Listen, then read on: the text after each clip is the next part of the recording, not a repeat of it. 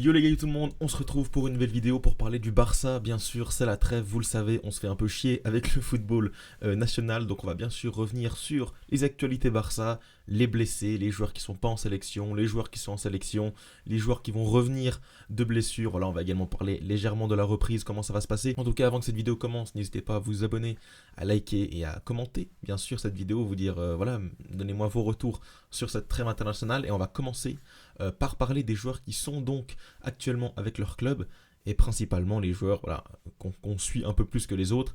Et bien évidemment, Koubarsi pour commencer. Alors vous le savez, Koubarsi, il a été touché lors du match de Ligue des Champions à Belgrade à la mâchoire. Il a eu 10 points de suture. Forcément, ça a fait un peu tout le tour des réseaux. On a bien sûr su. Mais on sait aussi qu'il a été appelé en équipe d'Espagne suite à une blessure. Il me semble que c'était la blessure de Pau Torres. Donc il va quand même jouer les matchs face au Danemark et face à la Suisse. Voilà, moi ça m'inquiète un petit peu, hein. On sait que c'est un joueur qui enchaîne beaucoup, c'est un jeune joueur. Moi, je l'aurais volontiers gardé au centre d'entraînement pour un peu de repos. Malencontreusement, ça ne sera pas le cas. Il va devoir se déplacer, il va devoir jouer. Tout comme Rafinha, qui s'est déplacé au Brésil, long déplacement. Moi, je ne suis pas tellement fan. Toujours, on guette ces matchs avec un petit peu voilà, de peur, un peu d'angoisse pour une blessure. Bon, finalement, la preuve que non, puisqu'il est complètement fou. Il a encore marqué un but sur coup franc. Vinicius a du reste manqué un penalty. Il a du reste insulté les arbitres. Voilà, c'était un match compliqué pour Vinicius. Rafinha, nouveau numéro 10 du Brésil, a porté son équipe. Bon, ils ont quand même fait 1-1 face au Venezuela, mais Rafinha sort un vrai bon match, un match patron. Voilà, il s'affirme encore un peu plus comme le leader offensif de ce nouveau Brésil. Rodrigo, voilà, c'est moyen. Henrik, c'est moyen. Vinicius, bah, ça n'a pas été ça. Finalement, Rafinha, pardon, a été très très bon. Le dernier que j'ai envie de parler, qui est actuellement en stage international, c'est De Jong. De Jong avec les Pays-Bas, voilà, on a vu de multiples photos. Il va jouer, ou il a déjà joué à l'heure où cette vidéo sort sur YouTube. Mais voilà, De Jong, moi je suis pas tellement fan de son état actuel. Donc est-ce que de lui rajouter des matchs avec les Pays-Bas, est-ce que c'est réellement une bonne idée? Non, je ne pense pas. J'ai peur d'une rechute, j'ai peur du joueur. Le joueur me fait peur. J'ai pas confiance en lui actuellement, je le sens pas prêt. Donc voilà, compliqué. J'espère que voilà, ça va bien se passer. J'espère qu'il sera pas blessé. Mais voilà, toujours compliqué avec De Jong.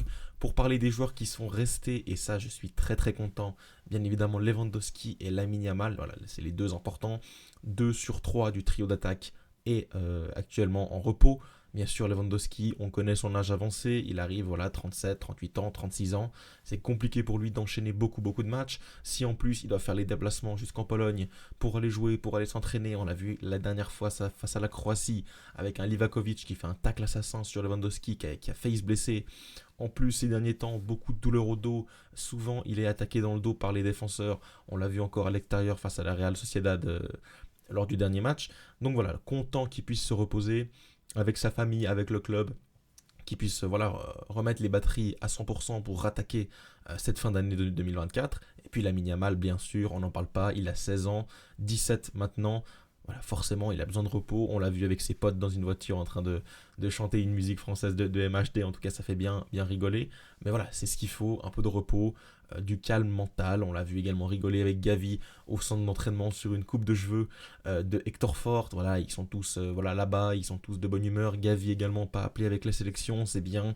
Lui aussi a besoin de retrouver du rythme. Donc voilà, par rapport à ça, parfait, hein, c'est les points positifs de cette trêve, les joueurs qui ne se fatiguent pas, les joueurs qui ne risquent pas de se blesser, même si voilà, on a vu que c'est arrivé, parce que même au centre d'entraînement, tu peux te blesser, c'est arrivé à Ansu Fati, qui a de nouveau replongé pour une durée environ de 4 semaines à 1 mois. C'est très long, c'est sans fin pour Ansu Fati qui depuis, allez, on va dire 2020-2021, n'arrête pas d'enchaîner les blessures. À Brighton c'était compliqué, au Barça c'était compliqué, et encore maintenant, en ce début de saison, déjà 2 blessures, donc c'est très très compliqué pour lui. À voir comment est-ce qu'il va revenir. Je commence à vraiment douter de ce joueur hein, au global. Est-ce que réellement ça peut être un joueur fiable? Voilà, je sais pas, il a encore fait un match compliqué face à la Real Sociedad, dans le jeu, dans l'apport offensif, dans le dribble, dans la percussion, c'est pas ça. Maintenant il se blesse encore des absences. Voilà, on verra ce que ça va donner, bien sûr, Ansu Fati quand il va revenir. Mais voilà, qui va revenir en parlant de retour? Bien sûr, Araujo, qu'on voit comme un dingue à l'entraînement, il fait des allers-retours, il est prêt, il semble bientôt prêt, il risque de revenir déjà fin du mois. peut-être en décembre, mais déjà fin du mois, il pourrait revenir face au Celta Vigo, face à Brest, etc. Peut-être le retour déjà de Araujo et puis de Ferran Torres.